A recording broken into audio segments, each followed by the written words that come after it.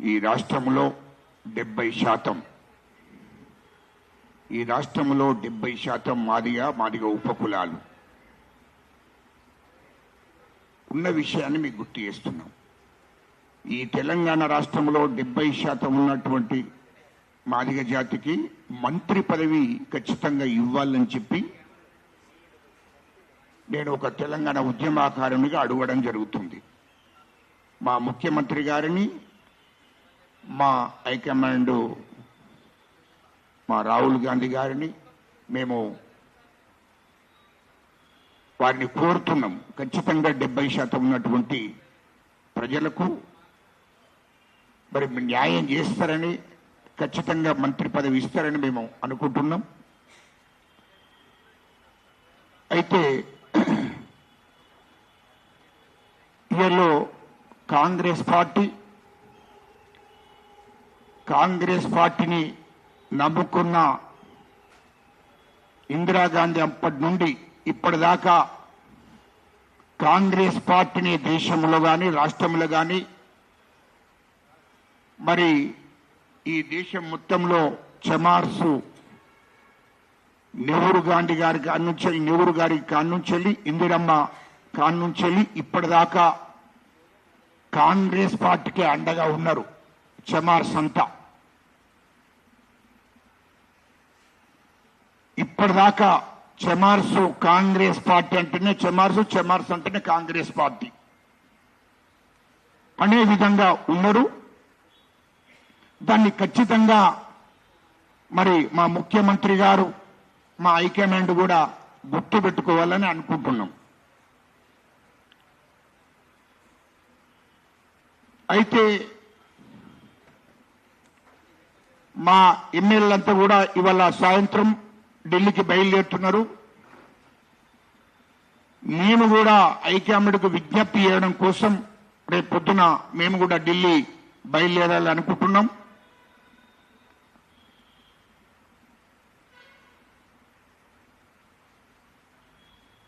Congress party high command ఏ నిర్ణయం తీసుకున్నా మేము కట్టుబడి ఉంటాం. మా ముఖ్యమంత్రి గారు ఏ నిర్ణయం తీసుకున్నా మేము కట్టుబడి ఉంటాం. కానీ కాంగ్రెస్ పార్టీని వెన్నుపోటు పొడుస్తున్నటువంటి కొంతమందిని, కాంగ్రెస్ పార్టీని అవసరాల కోసం వచ్చినటువంటి కొంతమందిని మా హైకమాండ్ నమ్మకూడదని చెప్పి ఈ సందర్భంగా నేను గుర్తు చేస్తున్నాను. ఎందుకంటే ఇవాళ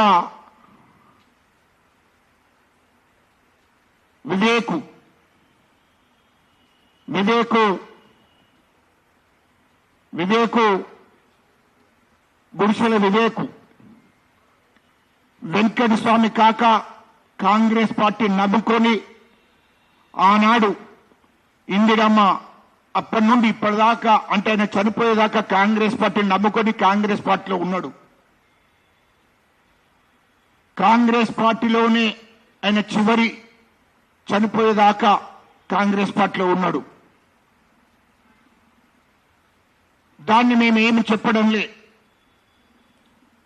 కాంగ్రెస్ పార్టీ ఆయనకు ఎమ్మెల్యే టికెట్ ఇచ్చాది, ఎంపీ టికెట్ ఇచ్చాది, కేంద్ర మంత్రిగా వేశాది.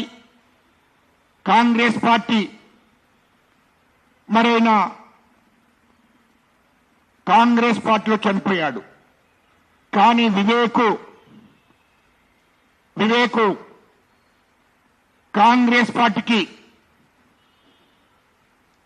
పార్టీలో ఎంపీగా గెలిచి కాంగ్రెస్ పార్టీలో ఎంపీగా గెలిచి 2000 ఎంపీగా గెలిచిన్నాడు.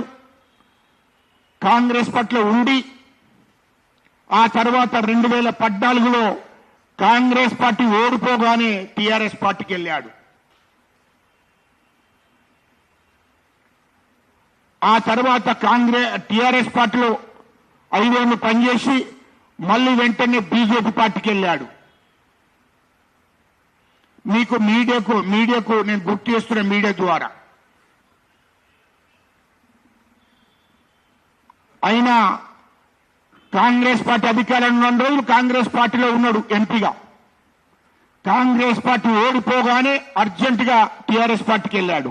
టీఆర్ఎస్ పార్టీ నుంచి వెళ్ళి బీజేపీ పార్టీకి వెళ్ళాడు. మరి బీజేపీలో ఉండి, టీఆర్ఎస్ పార్టీలో ఉండి, బీజేపీలో ఉండి కాంగ్రెస్ పార్టీకి వ్యతిరేకంగా ఆయన ఛానల్ పనిచేసేది. కాంగ్రెస్ పార్టీ వ్యతిరేకంగా టీఆర్ఎస్ లో ఉన్నప్పుడు, బీజేపీలో ఉన్నప్పుడు అయినా ఆయనతో పాటు ఆయన ఛానల్ కూడా కాంగ్రెస్ పార్టీని బదనాం చేసేది, కాంగ్రెస్ పార్టీ మీద ఆరోపణలు చేసేది, కాంగ్రెస్ పార్టీని మీద తప్పుడు ప్రచారం చేసేది ఆయన మీడియాలో. ఇది వాస్తవం. మీడియా సోదరులారా వినండి. ఎందుకంటే మీ ద్వారా మరి ప్రజలకు, మీ ద్వారా మా హైకమాండ్ కూడా చెప్పాలని చెప్తున్నాం. ఉన్న వాస్తవాలు చెప్తున్నా నేను. అయితే 10 రోజుల ముందు, అసెంబ్లీ ఎన్నికల 10 రోజుల ముందు కాంగ్రెస్ పార్టీకి వస్తా అని చెప్పి మరి మా ముఖ్యమంత్రి గారిని, మా శ్రీధర్ బాబు గారిని, ఐటీ శాఖ మంత్రివర్యులను కోరడం జరిగింది. కాంగ్రెస్ పార్టీకి ఆయన అసెంబ్లీ ఎన్నికల ముందు 10 రోజుల ముందు వచ్చాడు. ఎన్నేళ్ల టికెట్లు ఇచ్చారు 2. అన్నకు, తమ్మునికి, వివేక్కు, వినోద్ అన్నకు ఎన్నేళ్ల టికెట్లు ఇస్తే ఎన్నేళ్లుగా గెలిచారు. దానికి మా శ్రీధర్ బాబు గారు ఐటీ శాఖ మంత్రివర్యులు కాంగ్రెస్ పార్టీకి వచ్చిన తర్వాత వాళ్ళిద్దరిని గెలిపేయడానికి ఆయన పూర్తిగా సహకరించాడు. అయితే ఎన్నేళ్లు అయిపోగానే మళ్ళీ ఎంపీ టికెట్ కావాలి. ఎంపీ ఎలక్షన్లు వచ్చినాయి, పార్లమెంట్ ఎన్నికలు వచ్చినాయి. పార్లమెంట్ ఎన్నికలు రాగానే మళ్ళీ నా కొడుకు ఎంపీ టికెట్ కావాలి వంశీకి అని చెప్పి మళ్ళీ పార్టీని కోరడం జరిగింది. పార్లమెంట్ ఎన్నికలప్పుడు, పార్లమెంటు ఎంపీగా కావాలన్నప్పుడు నేను, పిడమర్తి రవి గారు, మేము హైకమాండ్ దగ్గర ఢిల్లీకి వెళ్లి ఖచ్చితంగా మాకు పార్లమెంట్లో టికెట్ ఇవ్వాలి, మాకు ఖచ్చితంగా ఎంపీ టికెట్లు ఇవ్వాలి అని చెప్పి మేము హైకమాండ్ను అడగడం జరిగింది. ఎందుకంటే ఒక తెలంగాణ ఉద్యమకారునిగా, తెలంగాణ ప్రజా సంఘం చైర్మన్ గా, అదేవిధంగా పిడమర్తి రవి గారు తెలంగాణ ఉద్యమకారునిగా తెలంగాణలో కీలక పాత్ర వహించాడు. కాబట్టి మేము ఈ తెలంగాణ రాష్ట్రంలో ఉద్యమాలు చేశాము, తెలంగాణ రాష్ట్రం రావడానికి కీలక పాత్ర వహించాము. కాబట్టి మాకు ఖచ్చితంగా ఎంపీ టికెట్ ఇవ్వాలని చెప్పి కోరడం జరిగింది. అయినా మేము కోరినాక హైకమాండ్ మమ్మల్ని ఆగండి అని చెప్పాది. ఇక్కడ మా ముఖ్యమంత్రి గారు, మా శ్రీధర్ బాబు గారు కూడా మీరు ఆగండి అని చెప్పి మాతోని గంట నరసేపు ముఖ్యమంత్రి గారు, మా శ్రీధర్ బాబు గారు కూడా మరి గంటల తరబడి కూర్చునబెట్టి మీరు ఆగండి, సరి ఖచ్చితంగా వంశీకి ఇస్తున్నాము పెద్దపల్లి పార్లమెంటు, వరంగల్ ఇక్కడ వేరే మరి కడియం శ్రీ గారి కూతురికి ఇస్తున్నాము, అక్కడ రవీణకి ఇస్తున్నాం, మీరు ఆగవలసిందని చెప్తే హైకమాండ్ చెప్పిన దానికి మేము కట్టుబడి ఉన్నాం. మా ముఖ్యమంత్రి గారు, మా శ్రీధర్ బాబు గారు చెప్పిన దానికి కట్టుబడి ఉన్నాం. పెద్దపల్లి పార్లమెంటు వంశీకి ఇస్తున్నాం కాంతం, ఖచ్చితంగా మీరు ఆగవలసిందని చెప్తే హైకమాండ్ ఏం చెప్పిందో దానికి కట్టుబడి ఉన్నాం. టికెట్ ఇచ్చారు, ఎంపీగా గెలిచాడు. అది మా శ్రీధర్ బాబు గారు ఐటీ శాఖ మంత్రివర్యులు ఆ పార్లమెంట్ మొత్తం తిరిగి ఆయనను మొత్తము 1,00,000 మెజార్టీతో గెలిపించాడు. అంతే కదా, 1,00,000 మెజార్టీతో గెలిపించాడు. మా ఐటీ శాఖ మంత్రివర్యులు ఆయన మంత్రిని కాన్స్టిట్యూన్సీలో 50,000 మెజార్టీ వచ్చాది. గెలిచిన తర్వాత ఏం చేశాడు? ఇలా మా ముఖ్యమంత్రి గారు సరస్వతి పుష్కరాలు, కాళేశ్వరంలో పుష్కరాలు జరిగితే ఆ పుష్కరాలకు ఈయనను ఎంపీగా ఉన్నటువంటి వంశీని స్వాగతించలేదని ఆయనకు అక్కడ ఏదో పెద్ద మునిగిపోయినట్టు మరక్కడ నాకు స్వాగతించలేదని చెప్పి ఆడ మా ఐటీ శాఖ మంత్రిని శ్రీధర్బాబు గారిని విమర్శన చేయడం తండ్రి కొడుకులు వివేకు వంశీ. ముఖ్యమంత్రి గారు ఆ పుష్కరానికి వెళ్తే వేదిక మీదనే మా ముఖ్యమంత్రి గారిని మరి ముఖ్యమంత్రి దగ్గర కొన్ని సంఘాలను పెట్టుకొని దళిత సంఘాలను పెట్టుకొని డిస్టర్బ్ చేయడానికి ప్రయత్నం చేశారు.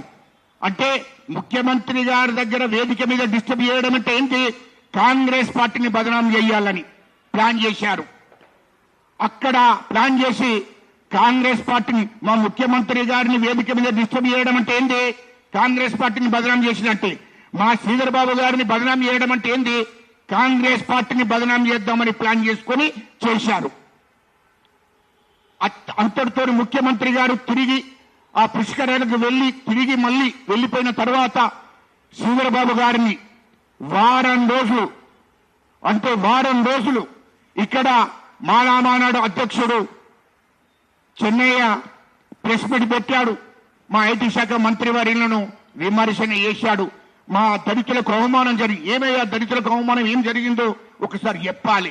అంబేద్కర్ స్టాచ్యూ దగ్గర ధర్నా చేయించాడు వివేక్ గారు. తర్వాత 8 రోజులు మంచిర్యాల మొత్తం పార్లమెంట్ లో అక్కడ ఐటీ శాఖ మంత్రి వాళ్ళు శ్రీధర్బాబు గారిని కాంగ్రెస్ పార్టీని బదనాం చేసే కార్యక్రమం చేశారు. అంటే ఏంది స్వాగతం పలుకుడు అంటే ఏంది? నాకు అర్థం కాలే. స్వాగతం పలుకుడు అంటే ఏంది? దానికి ఎండోమెంట్ అధికారులు వారం రోజుల ముందే ఎంపీగా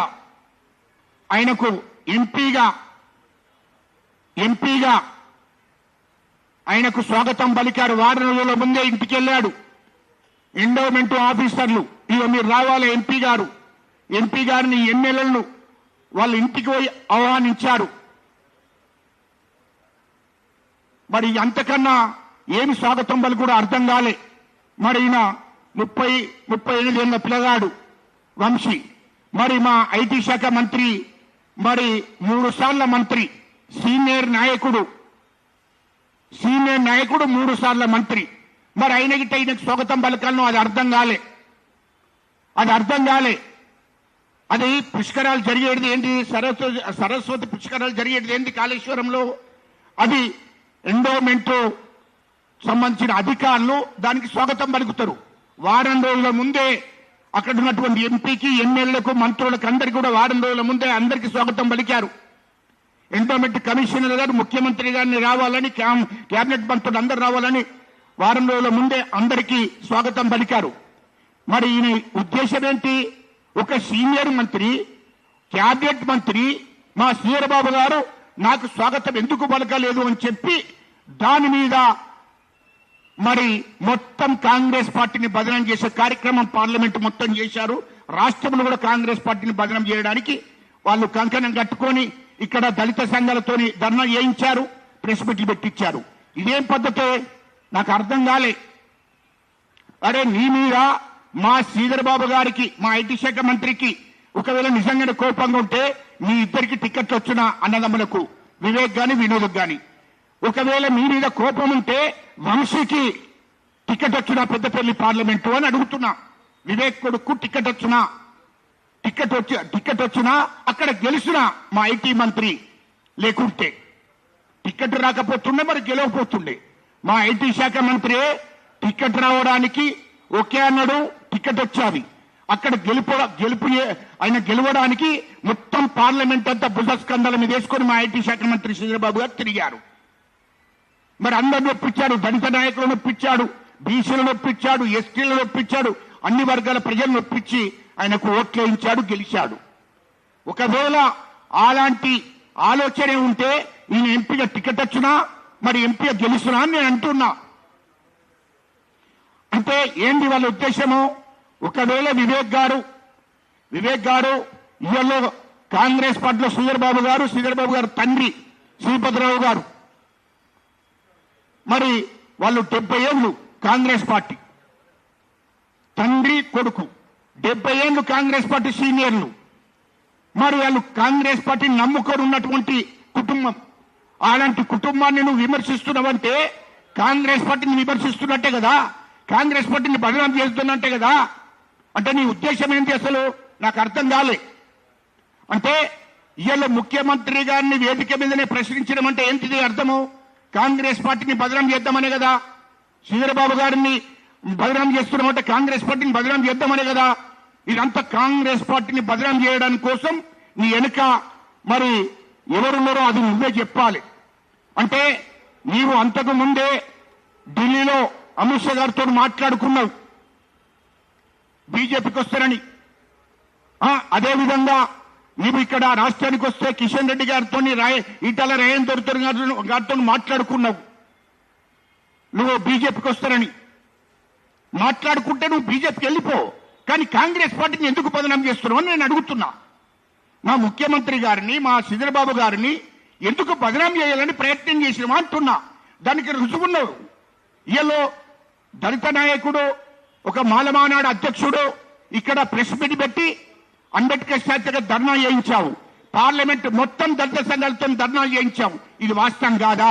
ఇది కాంగ్రెస్ పార్టీని బదనాం చేయడానికి ప్రయత్నం చేయలేదా నువ్వు? అది ఎప్పుడు అని అంటున్నా నేను.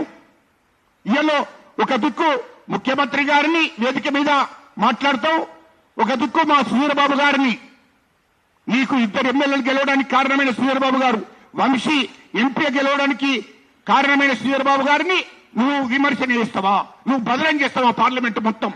అంటే నీ ఉద్దేశం ఏంటి? కాంగ్రెస్ పార్టీని బదనాం చేయడం కోసమే నువ్వు కాంగ్రెస్ పార్టీకి వచ్చినవా? ఇది అడుగుతున్నాం. దీనికి నువ్వు జవాబు చెప్పు. నువ్వు పోవాలనుకుంటే బీజేపీకి వెళ్ళిపో. నీ అడ్డరటోళ్ళు ఎవరు లేరు ఇక్కడ. నువ్వు ఒకవేళ కావాలంటే నువ్వు బీజేపీకి వెళ్ళిపో. నీకు ఉద్దేశం కాంగ్రెస్ పార్టీలో ఉంటే ఉండొచ్చు, లేదంటే నువ్వు బీజేపీ నుంచి వచ్చినావు ఇంతకుముందు, నువ్వు బీజేపీకి వెళ్ళిపో. కానీ కాంగ్రెస్ పార్టీలో ఉండి కాంగ్రెస్ పార్టీని బదనాం చేయడము, మా శ్రీధరబాబు గారిని బదనాం చేయడం ఇదేం పద్ధతి? ఇది మానుకోవాలని చెప్తున్నా. ఇవాళ దళిత సంఘాలైనా గుర్తుకొచ్చాయి. అవునయ్యా, నేను ఒక్కటే ముక్కుసూటిగా అడుగుతున్నా వివేకన్నా, నేను ఒక్కటే ముక్కుసూటిగా అడుగుతున్నా, ఎవరన్నా నీ ఇంట్లో దళితులు ఉన్నారా? అది ఒక్కటి చెప్పు నాకు. ఎవరన్నా నీ ఇంట్లో దళితులు ఉన్నారా? దళిత ఇయ్యల్లో కాంగ్రెస్ పార్టీ ఒక దళితుడు అనే దాని మీద, బొడిసెల వెంకటస్వామి గారు దళితుడు అనే దాని మీద కాంగ్రెస్ పార్టీ అన్ని ఇచ్చాది. మీకు ఎమ్మెల్యేలు ఇచ్చాది, ఎంపీలు ఇచ్చాది, కేంద్ర మంత్రులు ఇచ్చాది, అన్ని పదవులు మీ ఇంటికి ఇచ్చాది. ఇవాళ సంపన్నులు అయ్యారు. దేశంలోనే 1000 కోట్లు సంపాదించుకున్నదంటే అది కాంగ్రెస్ పార్టీ. ఇవాళ సంపన్నులుగా ఎదిగిందంటే అది కాంగ్రెస్ పార్టీ. ఇవాళ ఉన్నత వర్గాలకు సమాన స్థాయిలో ఎదిగిందంటే దానికి కారణం కాంగ్రెస్ పార్టీ. ఇవాళ నీకు పెద్ద వ్యాపారాలు బిజినెస్లు ఈ దేశంలో ఉన్నాయి. ఇవాళ 20,000 కోట్లకు ఎదిగినమంటే అది కాంగ్రెస్ పార్టీ కారణం. ఇవాళ నీకు బిజినెస్ ఉన్నాయంటే కాంగ్రెస్ పార్టీ కారణం. ఇవాళ నువ్వు లక్ష్యాన్ని మెయింటైన్ చేస్తున్నట్టే కాంగ్రెస్ పార్టీ కారణం. ఇవాళ ప్రతి రూపాయి నీ దగ్గర ఉన్నదంటే అది కాంగ్రెస్ పార్టీ కారణము. అది గుర్తుపెట్టుకో. కాంగ్రెస్ ప్రభుత్వమే కారణం. కాంగ్రెస్ పార్టీని ఇంట్లో ప్రతి గజం భూమి కూడా కాంగ్రెస్ పార్టీయే. కాంగ్రెస్ పార్టీ మూలంగానే కాంగ్రెస్ పార్టీ నీకు అన్నం పెట్టింది. అది గుర్తుపెట్టుకో అంటున్నా. ఇవాళ అంబేద్కర్ గారు పెట్టే రిజర్వేషన్లు మొత్తం నీ కుటుంబం అనుభవించేది. ఇది వాస్తవం కాదా? అంబేద్కర్ గారు పెట్టే రిజర్వేషన్ల ద్వారా నీవు ఎమ్మెల్యే గెలిచావు, ఎంపీ గెలిచావు, కేంద్ర మంత్రిగా అయ్యావు నీ తండ్రి. తర్వాత నువ్వు ఎంపీ గెలిచావు, తర్వాత నువ్వు మీ ఇద్దరు ఎమ్మెల్యేలు అయ్యారు, మళ్ళీ ఇప్పుడు నీ కొడుకు కూడా ఎంపీ అయ్యాడు. మరి ఇవాళ నీ ఇంట్లో ఎవరన్నా దళితులకు అంబేద్కర్ గారి రిజర్వేషన్ ఉపయోగించుకుంటున్నావు కదా. అంబేద్కర్ గారి రిజర్వేషన్ ఉపయోగించుకుంటున్నప్పుడు నీ ఇంట్లో ఎవరైనా దళితులు ఉన్నారా? నీ కోడలు దళితులకు సంబంధం, నీ కోడలు కమ్మ, నీ బిడ్డ అదర్ క్యాస్ట్ అప్పర్ క్యాస్ట్ వాళ్ళకి ఇచ్చిండ్రు, మీ ఇంట్లో మొత్తం బ్రాహ్మణులు. మరి ఒక మాలనన్నా ఒక మాదిగనన్నా మీ ఇంట్లో ఉందా? అది నాకు చెప్పు. మరి నీకెందుకు ఎట్లా వర్తిస్తాయో రిజర్వేషన్ నాకు అర్థం కాలే. నీ ఇంట్లో నీ కుటుంబంలో కమ్మోళ్ళు ఉన్నారు, కాపోళ్ళు ఉన్నారు, బ్రాహ్మణులు ఉన్నారు తప్ప మాలవాదిగోళ్ళు ఎవరన్నా ఉన్నారా? మరి నీకెందుక ఈ రిజర్వేషన్తో నీకు సంబంధం ఏందే? రిజర్వేషన్తో నీకు సంబంధం ఏంటి? రెండవది, ఈ మాల సంఘాలు దళిత సంఘాలన్నింటినీ పట్టుకొని వాళ్ళను రెచ్చగొడుతున్నవే, ఇదేం పద్ధతి? అసలు నీ కుటుంబానికి, ఈ దళితులకు, దళిత సమాజానికి కానీ అణగారిన కులాలకు కానీ సంబంధం ఉందా? నీ కుటుంబంలో వీళ్ళెవరన్నా ఉన్నారా? మరి ఇలా 1000 కోట్లకు ఎదిగావు, సంపన్నుడవు దేశంలో. ఈ దేశంలో డబ్బున్నదంటే నువ్వు ఒక్కడివి. మరి నువ్వు ఇంత స్థాయికి ఎదిగినటువంటి వాడి మళ్ళీ నేను దళితుడిని, అదే దళితుడు అవమానపరిచారు. ఇంకో విషయం మీడియా సోదరులారా, ఇంకో విషయం ఇక్కడ ఏం జరిగింది? ఆ ఎండోమెంట్ కమిషనర్ మేడం గారి మీద అన్నట్ట ఎస్సీ కేసు పెడదామని ప్రయత్నం చేశాడు ఈయన. ఒక ప్రభుత్వము, ఈ కాంగ్రెస్ ప్రభుత్వం ఉన్నటువంటి ఎండోమెంట్ కమిషనర్ గారు ఆ మేడం మీద ఎస్సీ కేసు పెట్టాలని చెప్పి వివేక్ గారు ప్రయత్నం చేశారు. ఈ సంఘాలను, మాల సంఘాలను రెచ్చగొట్టి, దళిత సంఘాలను రెచ్చగొట్టి ఎస్సీ కేసు పెట్టడానికి కూడా ప్రయత్నం చేశాడు. అంటే ఏంటి అంటే కాంగ్రెస్ ప్రభుత్వాన్ని మొత్తం బదనం చేయాలి అంటే ప్లాన్ చేసుకున్నాడు ఆయన. ఇదేం పద్ధతి అని అంటున్నా. ఎస్సీ నీకెట్లా వర్తిస్తుంది? నీ ఇంట్లో మొత్తం అప్పటికేస్తూనే ఉన్నారు, నీకు ఎస్సీ ఎట్లా వర్తిస్తో ఎప్పుడు ప్రజలకు నీకు ఎట్లా వర్తిస్తుంది అంటున్నా. అందుకోసమే ఇళ్లలో వర్గీకరణ ఆపడానికి కూడా, ఆనాడు వర్గీకరణ ఆపడానికి కూడా రాష్ట్రంలో ఉన్నటువంటి మాలలందరినీ రెచ్చగొట్టి అన్ని జిల్లాల్లో కూడా మీటింగ్లు పెట్టాడు, మాలమానాడు మీటింగ్లు. రాష్ట్రంలో పెరడ్ గ్రౌండ్ లో బహిరంగ సభ పెట్టాడు. దీనికి కారణం ఏంటి? ఇది మంత్రి పదవి కోసం, మాలల బాగోగుల కోసం కాదు, దళితుల బాగోగుల కోసం కాదు, ఆయనకు మంత్రి పదవి కోసం రాష్ట్రంలో మాలలందరినీ రెచ్చగొట్టి బహిరంగ సభలు పెట్టాడు. ఇదేం పద్ధతి? నిజంగానే మాలల మీద ప్రేమ ఉంది కదా? నేను ఒకటి సూటిగా అడుగుతున్నా వివేకన్న, నీకు మాలల మీద ప్రేమ ఉంటే ఇంకో మాలను ఎమ్మెల్యేని అయ్యి, ఇంకో మాలకు మంత్రి పదవి అని చెప్పు. ఇంకో దళితుడికి ఒక మాలకు ఎమ్మెల్యే ఏమను, ఒక మాదిగని ఎమ్మెల్యే ఏమను. ఒక్క పదవి నీకు సరిపోదా? నీ ఇంట్లోనే 2 ఎమ్మెల్యేలు, ఒక ఎంపీ ఉంటాడా? నిజంగానే నీకు మాలల మీద ప్రేమ ఉంది కదా, ఇంకో మాలని ఎమ్మెల్యే ఏవయ్యా స్థానం ఇయ్యి. ఆ చెన్నూరు స్థానం ఇచ్చాయి, లేదంటే చెన్నూరులో నేను నిలవడ కదా, పెద్దపల్లి పార్లమెంట్ ఈ మాలకి అని చెప్పలేదు ఎందుకు? ఈ మాలకి ఇక్కడ మా దళిత సోదరులకు సమానంగా ఉండాలి, సామాజిక న్యాయం జరగాలని ఎందుకు చెప్పలేదని నేను అంటున్నా. అది లేదే. ఇలా మంత్రి పదవి అడుగుతున్నావు, నీకెందుకే మంత్రి పదవి? నీ ఇంట్లోనే 2 ఎమ్మెల్యే ఉన్నాడు, ఎంపీ ఉన్నాడు, నీకు మంత్రి పదవి మాలలకు కావాలంటున్నావు కదా. అడ్డంకి దయాకరు ఉద్యమకారుడు, మా తోటి ఉద్యమం చేసినోడు, మా తోటి సోదరుడు, ఆయనకు మంత్రి పదవి ఇవ్వనవయ్యా, మేము సంతోషపడతాము. మాలా మాదిగల ఫీలింగ్ లేదు, ఏ కులాన్ని కించపరచడం లే నేను. కానీ నీకు నిజంగా చిత్తశుద్ధి ఉంటే, అడ్డంకి దయాకరు ఉన్నాడు కదా, ఆయన తెలంగాణ ఉద్యమంలో మా తోటి కలిసి చేశాడు పని. అలాంటి ఉద్యమకారునికి మంత్రి పదవి ఇవ్వని చెప్పు, మేము సంతోషపడతాము. ఏందయ్యా నీకు ఉద్యమ నేపథ్యం లేదు, పోరాట నేపథ్యం లేదు, దళితుల కోసం ఎక్కడ పోరాటాలు చేయలేదు, తెలంగాణ ఉద్యమంలో నీకు సంబంధం లేదు, ఏదీ లేదు. నీ ఇంట్లో ఎవరు పదవులు ఇస్తావు వాళ్ళ దగ్గరికి వెళ్తావు, ఏ పార్టీ పదవులు ఇస్తావు ఆ పార్టీ దగ్గరికి వెళ్తావు. ఇప్పటికి 10 ఏళ్ళు 2 పార్టీలు మారాడు. ఇదేం పద్ధతి? పోనీ అట్లా కాదు, ఇంకో రకంగా చూసుకున్నా, నువ్వు ఎస్సీ కోటలు రావాలంటే ఎస్సీలు ఇంట్లో ఉన్నారావే? ఎస్సీలు ఇంట్లో ఉన్నారా ఎవరన్నా? నీ కోడళ్ళు కానీ, లేకుంటే నీ బిడ్డ కానీ, నీకున్నటువంటి కుటుంబ సభ్యులలో ఎవరన్నా ఎస్సీ ఉంటే ఎక్కువ. ఎందుకే మాలలందరూ రెచ్చగొట్టే మాలల మీద ప్రేమ ఉంటే ఒక్క మాల బిడ్డని చేసుకుంటే ఏమున్నాడు నీ ఇంట్లో? ఎందుకు వేసుకోలేదా? నాకు అర్థం కాలే. అంటే ఈ రిజర్వేషన్ ఏమో కావాలి, కానీ మాలనట్టు నీ ఇంట్లకు, మాదిగలట్టు నీకు రిజర్వేషన్ మాత్రమే అనుభవిస్తావు. ఇది కథ. ఇప్పుడు మళ్ళీ ఏంది? ఈ రిజర్వేషన్ కోటాలో దళిత పేరు మీద మళ్ళీ మంత్రి పదవి కావాలట. ఇదేం పద్ధతి బాబు? అంటే నీకు పదవులు రావడం కోసమేమో ఎస్సీ కార్డును ఉపయోగించుకుంటావు. అంబేద్కర్ గారు పెట్టే రిజర్వేషన్, అంబేద్కర్ గారు ఏం చెప్పిండే? అంబేద్కర్ గారు ఈ రిజర్వేషన్ పెట్టే ముందే చెప్పాడు, నా దళితులు ఉన్నత వర్గాలకు సమాన స్థాయిగా ఎదిగిన తర్వాత ఈ రిజర్వేషన్లు పక్కకు పెట్టాలి, తీసేయాలి అన్నాడు. మరి ఉన్నత వర్గాలకు సమాన స్థాయిలో ఉన్నావు కదా, సమాన స్థాయిలో ఉన్నావు, మళ్ళీ ఉన్నత వర్గాలకు సంబంధించిన బిడ్డలే చేసుకున్నావు నీ ఇంట్లకు. ఎవరు మాలమాది వాళ్ళు ఎవరు లేరు. ఇక నీకెందుకే మరి రిజర్వేషన్ ఇప్పుడు? అది మానుకో. ఎందుకంటే దళిత కార్డును ఉపయోగించుకొని దళితులను రెచ్చగొట్టడం, మాలను రెచ్చగొట్టడం ఇలాంటి మానుకో. ఒక ఎండోమెంట్ కమిషనర్ మీద ఎస్సీ కేసు పెట్టడానికి ప్రయత్నం చేస్తావే అంటే మా కాంగ్రెస్ ప్రభుత్వాన్ని బదనం చేయడానికి ప్రయత్నం చేసినావు కదా. ఇటు మా ఐటీ శాఖ మంత్రి శ్రీరాబాబు గారిని బదనం చేయడానికి ప్రయత్నం చేసావు కదా. అంటే కాంగ్రెస్ పార్టీని బదనం చేసి మన కాంగ్రెస్ పార్టీలో మంత్రి పదవి కావాలట. ఇదే పద్ధతి.